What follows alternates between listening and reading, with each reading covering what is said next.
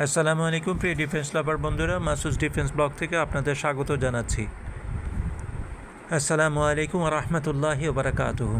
বাংলাদেশ নেভির সক্ষমতা মায়ানমার নেভির থেকে 2% বেশি শুনে যারা খুব খুশি হয়েছিলেন, তাদের জন্য এবার বাংলাদেশ নেভির দুর্বলতাগুলি আপনাদের সামনে এক এক করে তুলে ধরতে চাই। এই দুর্বলতাগুলি না কাটলে বাংলাদেশ নেভি আসলে সেই পুরনো দিনের নেভি রয়ে যাবে। দ্বিতীয় বিশ্বযুদ্ধকালীন নেভি অনেক শক্তিশালী ছিল, আমাদের অবস্থা এর চেয়েও খারাপ হতে পারে।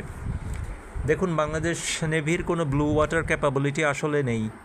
ব্লু ওয়াটার ক্যাপাবিলিটিস থাকার মতো আসলে শক্তিও বা সামর্থ্যও আমাদের নেই। আমাদের যে ফ্রিগেটগুলি রয়ে গেছে, এগুলি পুরনো আমলের, মান্ধাতার আমলের, খুব বেশি দিন সমুদ্রে টহল দিয়ে বেড়াতে পারে না রিপ্লেনিশমেন্ট শিপের সাহায্য ছাড়া।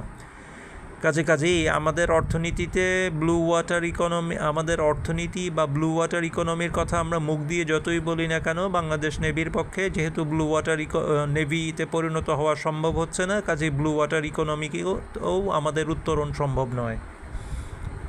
আমাদের মডার্ন কোনো এয়ার ডিফেন্স নাই। আমরা যত কথাই বলি না কেন, আমাদের কোনো মডার্ন এয়ার ডিফেন্স নাই।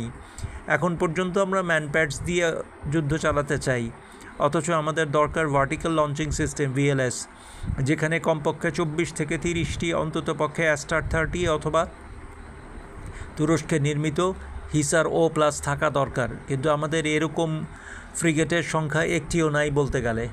আমাদের সাবমেরিন মাত্র 2টি, তাও ট্রেনিং সাবমেরিন। এর মধ্যে টর্পেডো অথবা মাইন ব্যবহার করা যায়, কোনো ক্রুজ মিসাইল অথবা কোনো ধরনের ক্ষেপণাস্ত্র ব্যবহার করা যায় না।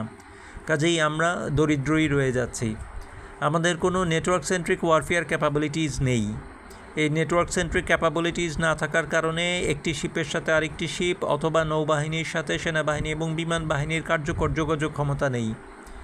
আমাদের ইনএডিকুয়েট নেভাল এভিয়েশন রয়ে গেছে। এখনও আমরা ডর্নিয়ারের উপর নির্ভর করছি, যেখানে অন্যান্য দেশ P-3C ওরিয়ন এবং P-8 এর মতো অত্যন্ত শক্তিশালী যুদ্ধ বিমান ব্যবহার করছে, কোস্টাল এরিয়া ডিফেন্স বিমান ব্যবহার করছে। আমাদের কোস্টাল মিসাইল ডিফেন্স অত্যন্ত দুর্বল। আমাদের টাইপ 53 ফ্রিগেটগুলিও অত্যন্ত দুর্বল।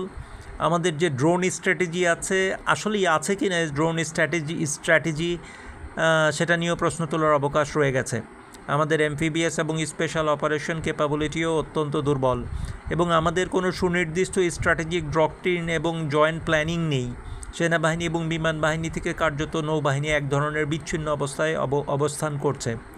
এমত অবস্থায় বাংলাদেশ নৌবাহিনীর প্রধানের কাছে এবং DGDP মহোদয়ের কাছে বিশেষ নিবেদন এই যে, দয়া করে আমাদের নৌবাহিনীকে একটি সুশৃঙ্খল নৌবাহিনীতে এবং এশিয়ার অন্যতম সেরা নৌবাহিনীতে পরিণত করুন। আসসালামু আলাইকুম রহমতুল্লাহ।